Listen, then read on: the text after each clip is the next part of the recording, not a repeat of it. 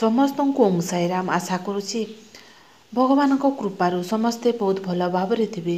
ଆଉ ଏଇ ଯେଉଁ Sai Patel family Odia blogger video ସବୁ ସମୟ ବାହାର କରି ଯେଉଁ ଦେଖୁଛନ୍ତି ଶୁଣୁଛନ୍ତି ଲାଇକ୍ ସବସ୍କ୍ରାଇବ୍ ସେୟାର କରୁଛନ୍ତି ସେଥିଲାଗି ସମସ୍ତଙ୍କୁ ବହୁତ ବହୁତ ଧନ୍ୟବାଦ। ଭିଡ଼ିଓକୁ ଶେଷ ପର୍ଯ୍ୟନ୍ତ ଦେଖନ୍ତୁ ଶୁଣନ୍ତୁ। ଯଦି ପସନ୍ଦ ଆସିବ ସବସ୍କ୍ରାଇବ୍କୁ ଟଚ୍ କରିକିରି ବେଲ୍ ଆଇକନ୍କୁ ଟଚ୍ କରିଦିଅନ୍ତୁ, କାହିଁକିନା ମୁଁ ଯାହା ବି ଭିଡ଼ିଓ ଅପଲୋଡ଼ କରିବି ସେ ସବୁର ନୋଟିଫିକେସନ୍ ଆପଣମାନଙ୍କ ପାଖକୁ ପହଞ୍ଚି ପାରିବ।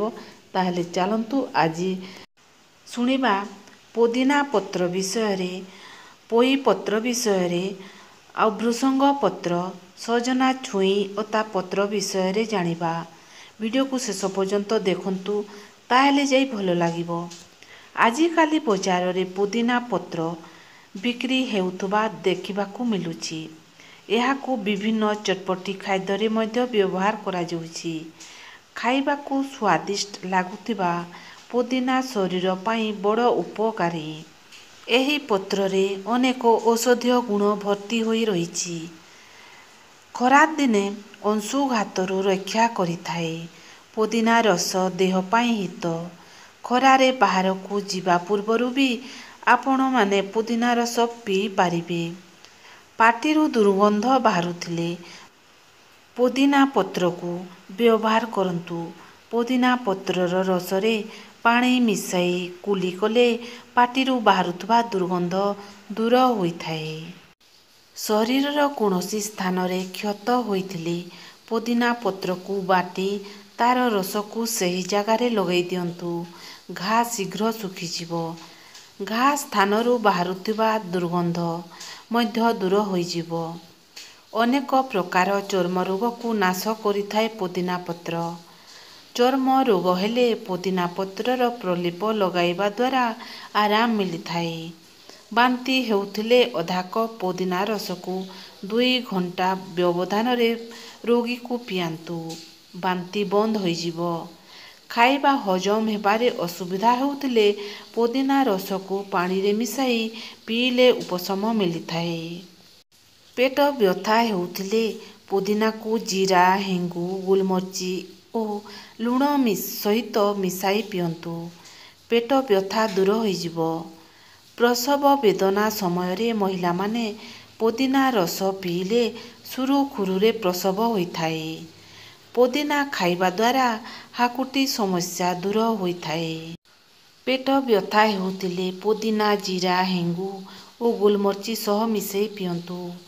ଖାଦ୍ୟ ହଜମ ହେବାରେ ଅସୁବିଧା ହେଉଥିଲେ ପୋଦିନା ରସକୁ ପାଣିରେ ମିଶାଇ ପିଅନ୍ତୁ। ପନିପରିବା ଭିତରେ ସବୁଠାରୁ ଶକ୍ତିଶାଳୀ ପରିବା ହେଉଛି ସଜନା ଛୁଇଁ, ଯେଉଁଥିରେ 4 ଗୁଣରୁ ଅଧିକ କ୍ୟାଲସିୟମ୍ ଥାଏ। କଦଳୀ ଠାରୁ 3 ଗୁଣା ଅଧିକ ପଟାସିୟମ୍ ଥାଏ। ସଜନା ଶାଗ ଖାଇବା ଦ୍ୱାରା ହାଡ଼ ମଧ୍ୟ ମଜବୁତ ହୋଇଥାଏ। ଏହା ସହିତ ସଜନା ଶାଗ ଖାଇଲେ ଆଖି ଜନିତ ରୋଗ ମଧ୍ୟ ଭଲ ହୋଇଥାଏ। ସଜନା ଗଛର ଫୁଲ ମଧ୍ୟ ଖାଇଲେ ଦେହ ପାଇଁ ବହୁତ ହିତକର ହୋଇଥାଏ।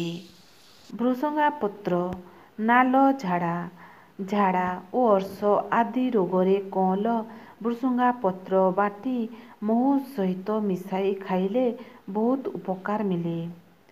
ବହୁତ ଦିନର ପୁରୁଣା ନାଲ ଝାଡ଼ା ମଧ୍ୟ ଭଲ ହୋଇଯାଇଥାଏ। ମଧୁମେହ ବା ଡାଇବେଟିସ୍ ରୋଗରେ ପ୍ରତିଦିନ ସକାଳେ ଗୋଟିଏ ଭୃସଙ୍ଗା ପତ୍ର ଖାଲି ପେଟରେ ଚୋବାଇ କରି 3 ମାସ ଖାଇଲେ ଡାଇବେଟିସ୍ ନିୟନ୍ତ୍ରଣରେ ରହିଥାଏ। କିଡନୀ ରୋଗରେ ଭୃସଙ୍ଗା ଗଛର ଚେରକୁ ବାଟି ତାର ରସ ପିଇଲେ ବହୁତ ଉପକାର ମିଳିଥାଏ। ବିଷାକ୍ତ କୀଟ କାମୁଡ଼ିଲେ ଭୃସଙ୍ଗା ପତ୍ରର ରସ ସହ ସମ ପରିମାଣର ଲେମ୍ବୁ ରସ ମିଶାଇ ଲଗାଇଲେ ବିରୁଡ଼ି, ମହୁମାଛି ଓ ଅନ୍ୟାନ୍ୟ କୀଟ କାମୁଡ଼ା ଭଲ ହୋଇଯାଏ। ଚକ୍ଷୁରୋଗ, ଆଖିରେ ପରଳ ପଡ଼ିବାର ପ୍ରଥମ ଅବସ୍ଥାରେ ଭୃସଙ୍ଗା ପତ୍ରର ରସ ଆଖିରେ ପକାଇଲେ ଉପକାର ମିଳିଥାଏ। କେଶ ବୃଦ୍ଧି ପାଇଁ ନଡ଼ିଆ ତେଲରେ ଭୃସଙ୍ଗା ପତ୍ର ପକାଇ କିଛି ସମୟ ଫୁଟାଇବ, ତାପରେ ଥଣ୍ଡା କରି ଛାଣି ବୋତଲରେ ପୂରାଇ ଲଗାଇଲେ କେଶ ବୃଦ୍ଧି ସହ କେଶ କଳା ହୋଇଥାଏ। ଭୃସଙ୍ଗା ପତ୍ର ଡାଲି, ଖଟା, ଇତ୍ୟାଦି ପନିପରିବାରେ ମଧ୍ୟ ପକାଇଲେ ଖାଇବାର ଟେଷ୍ଟି ବଢ଼ି ଯାଇଥାଏ। ପୋଇ ଶାଗ ସବୁଜ ପନିପରିବା ପ୍ରତିଦିନ ଖାଇବା ଦେହ ପାଇଁ ଭଲ। ବିଭିନ୍ନ ପ୍ରକାରର ଶାଗ ତରକାରୀ ସପ୍ତାହରେ 3-4 ଥର ଖାଇଲେ ଶରୀରକୁ ଆବଶ୍ୟକ ପରିମାଣରେ ଶକ୍ତି ମିଳେ। ବର୍ଷା ଦିନିଆ ହାଟରେ ପୋଇ ଶାଗର ଚାହିଦା ବେଶୀ। ଅନ୍ତତଃ ସପ୍ତାହରେ 2-3 ଥର ଖାଇଲେ ଶରୀରରେ ରୋଗ ପ୍ରତିଶୋଧକ ଶକ୍ତି ବଢ଼େ। ନିୟମିତ ଭାବେ ପୋଇ ଶାଗ ଖାଇଲେ ହୃଦରୋଗ ହେବାର ଆଶଙ୍କା କମ୍ ଥାଏ।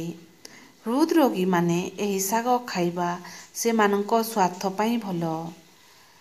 ପଟାସିୟମ୍ ଭରପୁର ଶାଗ ଖାଇଲେ ରକ୍ତଚାପ ମଧ୍ୟ ନିୟନ୍ତ୍ରଣରେ ରହେ। ଲୌହ ଭରପୁର ପୋଇ ଶାଗ ଖାଇଲେ ଆନେମିଆ ପରି ରୋଗ ହେବାର ଭୟ କମ୍ ରହେ। ସମସ୍ତ ବର୍ଗର ଲୋକ ପୋଇ ଶାଗ ଖାଇଲେ ଲୌହ ଅଭାବ ଦୂର ହୋଇଥାଏ। ମ୍ୟାଗ୍ନେସିୟମ୍ ଓ କ୍ୟାଲସିୟମ୍ ଯୁକ୍ତ ଏହି ଶାଗ ଖାଇଲେ ଆମ ହାତ ଗୋଡ଼କୁ ଶକ୍ତି ମିଳୁଥିବାର ଅନୁମାନ କରାଯାଏ। ଯଦି ଆଜିର ଭିଡ଼ିଓ ଆପଣମାନଙ୍କୁ ପସନ୍ଦ ଆସିଲା ତାହେଲେ ଲାଇକ୍, ସବସ୍କ୍ରାଇବ୍, ସେୟାର କରନ୍ତୁ ବନ୍ଧୁ। କାହିଁକିନା ଏହିଭଳି ଭିଡ଼ିଓ ସବୁ ଆପଣମାନଙ୍କ ପାଖକୁ ପହଞ୍ଚି ପାରିବ। ତାହେଲେ ଯଦି ପସନ୍ଦ ଆସିଲା ସବସ୍କ୍ରାଇବ୍କୁ ଟଚ୍ କରିକି ବେଲ୍ ଆଇକନ୍କୁ ଟଚ୍ କରିଦିଅନ୍ତୁ। କାହିଁକିନା ମୁଁ ଯାହା ବି ଭିଡ଼ିଓ ଅପଲୋଡ଼ କରିବି ସେସବୁର ନୋଟିଫିକେସନ୍ ଆପଣମାନଙ୍କ ପାଖକୁ ପହଞ୍ଚି ପାରିବ। ଆପଣମାନେ ଦେଖିପାରିବେ, ଶୁଣିପାରିବେ। ତାହେଲେ ରହୁଛି। ଓଁ ସାଇରାମ, ଜୟ ସାଇରାମ।